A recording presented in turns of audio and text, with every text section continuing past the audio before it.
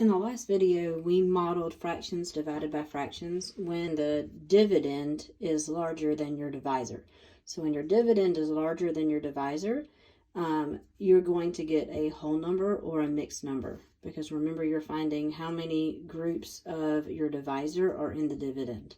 So if your dividend's bigger, you can find whole groups. But if your dividend is smaller than your divisor, for example, in 1/4 divided by 8/10, your dividend is smaller. So you won't be able to find a whole group of 8/10 in 1/4. So let's go over how to model that one. So first of all, the first thing we ever do when we are given an expression is to see if we can simplify it. I can't simplify 1/4, but I can simplify 8/10. So if I take 8/10 and I divide 8/10 by 2/2, because remember 2/2 is equivalent to 1, so 8/10 divided by anything equal to 1 is going to give me an equivalent fraction. So 8/10 divided by 2/2, 8 divided by 2 is 4, and 10 divided by 2 is 5. Now I have 1/4 divided by 4/5. Okay, and remember when I read this, I read it, how many groups of 4/5 are in 1/4? That's hard to visualize, so I need to draw a model for that. So the first thing that I'm going to do is draw a model for 1/4. Try to make my holes the same size, as close as I can. All right, 1/4, I'm going to do horizontally, partition that like this, 2, 3, 4, shade in 1/4. And 4/5, I'm going to partition vertically. 2, 3, 4, 5, and I'm going to shade in 4/5. Okay. Now, as you can see, I'm not going to be able to fit a whole 4/5 into a 1/4, right? So I'm going to see how many pieces it's going to take. But my pieces are not the same size right now. So the first thing that I need to do is make my pieces the same size. So my 1/4 over here, I'm going to partition into fifths. 2, 3, 4, 5. And my 4/5 over here, I'm going to partition into fourths. 2, 3, 4. So you now see that that made both models have the same number of pieces, because now I've found a common denominator of 20, actually. And the first thing, we do the same thing as we did the if the dividend was bigger.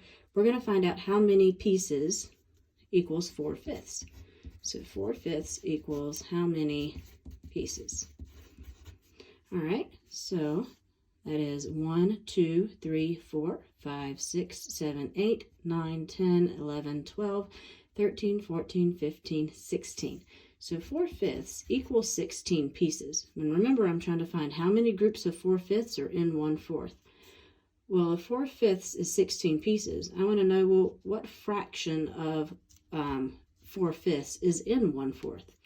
I know that I'm trying to find 16 pieces. So out of 16 pieces, how many do I actually have in 1/4? I have 1, 2, 3, 4, 5 pieces of 4/5 in 1/4. So that's 5/16 of an entire group of 4/5.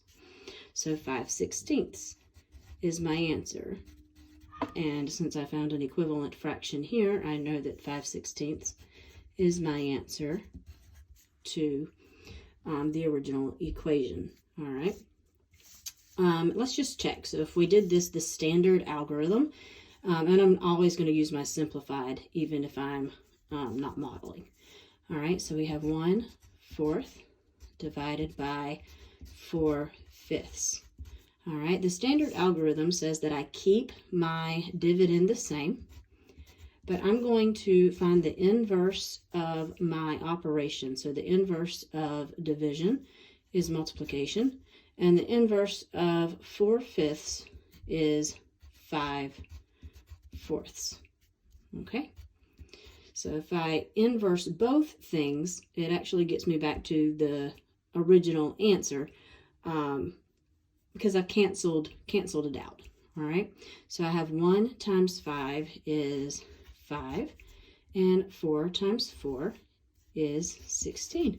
So you can see that I do get 5/16, the standard algorithm, and I also get it when I am modeling.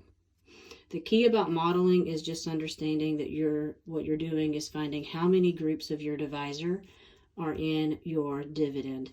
And when your dividend is smaller than your divisor, you know you're not going to be able to find a whole group. So you're just finding, well, what fraction of a group is there in my dividend. All right, hope that helps.